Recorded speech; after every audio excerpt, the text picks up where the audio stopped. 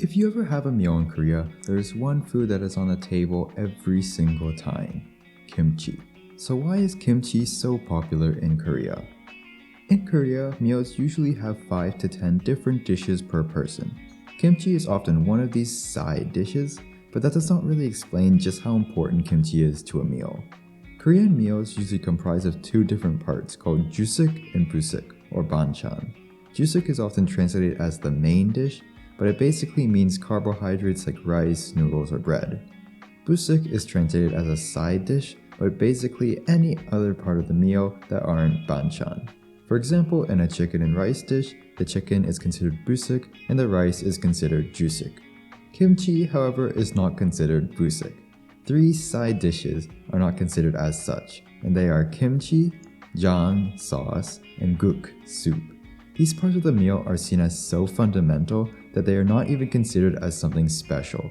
They are simply staples that are expected every time you eat. But now, a bit about the history of kimchi. The earliest recorded mention of kimchi in Korea was from the Korean Three Kingdoms period, which suggests that it was eaten since at least 57 BC. Historically, the Korean diet was mostly based on grains and vegetables. This meant that the winter seasons were extremely tough and many died from famine. Thus, the preservation of certain vegetables became necessary for survival. This pickling of vegetables helped preserve their lifespans greatly. But this kimchi was still extremely different from the kimchi we know today. When kimchi was first made, it was mostly made of pickled radishes or cucumbers, with no spices. During the Goryeo dynasty, Buddhism was adopted as the national religion, and a strict vegetarian diet was promoted for centuries. Even after Confucian thoughts began becoming more encouraged by the state, the vegetarian way of life had already become commonplace. After China and Korea started to make contact, Napa cabbages were introduced to Korea, and chili peppers were introduced in the late 16th century from Japan, who got them from Portuguese merchants who got them from Mexico. This cabbage combined with the chili peppers, which became commonplace in 19th century Korea, are the main components of modern kimchi.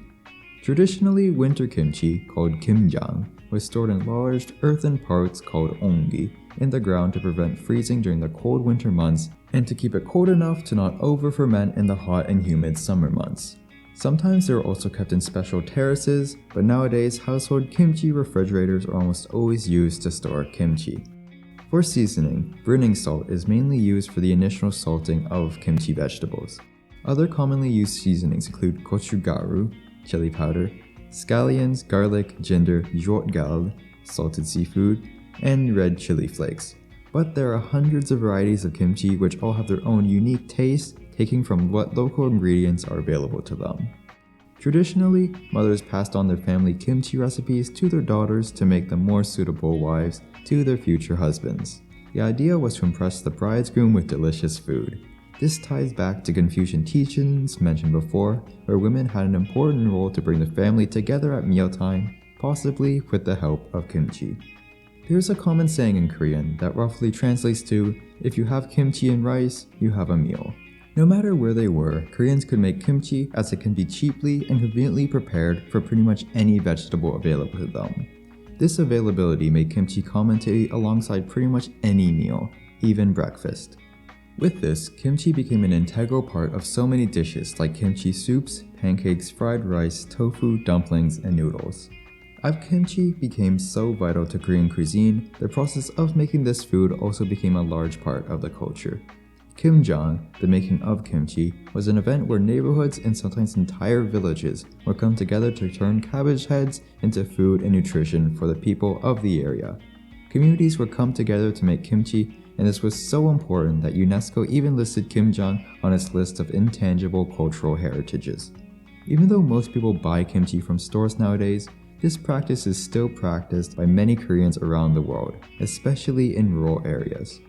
Kimchi pretty much complements any Korean dish and is often called one of the healthiest foods in the world. It contains many vitamins, minerals, and various gut bacteria which help with digestion. The health benefits, along with the rich cultural history of the dish, is probably why South Koreans consume 77 pounds of kimchi per person every year. About 1.5 million tons of kimchi are consumed every year, and there is even a kimchi index, which tracks the price of the 13 most common ingredients used to make kimchi and is an actual economic indicator used in the stock market. Even in 2008, when Yi So-young became the first Korean to go into space, they were launched with specially made kimchi after millions of dollars were spent to make it consumable on the ISS. For centuries, kimchi has been an integral part of Korean meals, cultural, history, and identity.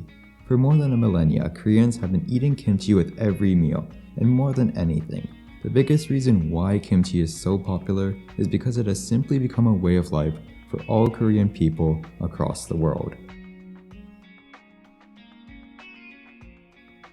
And that's the end of the video. I really hope you guys enjoyed it, and thank you all so much for watching.